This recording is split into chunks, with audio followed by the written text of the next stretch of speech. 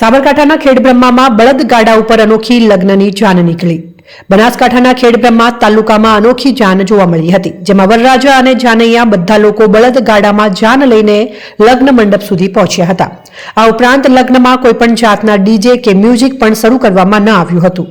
જૂના જમાનામાં જેમ લગ્ન થતા એમ અત્યારે વરરાજાએ એવી જ રીતે બળદગાડામાં બેસીને મંડપ સુધી પહોંચ્યા।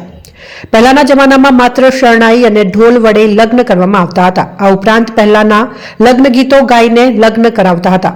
આ ઉપરાંત જાન માટે પણ બળદગાડા થકી જવાતું હતું, પરંતુ હવે સમય સાથે લગ્ન ગીતોનું સ્થાન ડીજે અને અન્ય સંગીતે લઈ લીધું છે અને બળદગાડાનું સ્થાન ગાડીએ લઈ લીધું છે અને આ પરંપરાઓ ક્યાંક ને ક્યાંક ખોવાઈ ગઈ છે।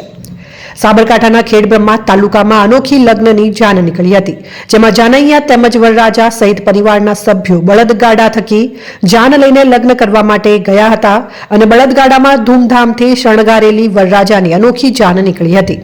સાબરકાંઠા જિલ્લાના ખેડબ્રહ્મા તાલુકાના દામાવાસ કંપામાં પહેલા લોકો બળદગાડાના થકી જ જાન લઈને જતા હતા અને ઘણા વર્ષોથી આ પરંપરા બંધ થઈ ગઈ છે અને 52 વર્ષ બાદ બળદગાડા લઈને વરરાજા જાનમાં શીલવાડ કંપા જશે। જેમ જૂની રીતભાત મુજબ વડવાઓ વખતની જેમ લોકો મોજથી બળદગાડામાં સવાર થતા જોવા મળ્યા હતા, જેમાં 10 થી વધારે બળદને જોડીને બળદગાડામાં જાન નીકળી હતી। ડીજેના તાલ વગર નીકળી જાન। બીજી વિશેષતા એ હતી કે આ જાનમાં કોઈ પણ જાતના ડીજે કે મ્યુઝિક વગાડવામાં આવ્યા ન હતા, માત્ર જૂના ગાન અને ફટાણા ગાતા સ્ત્રીઓ દ્વારા જ આ જાન નીકળી હતી।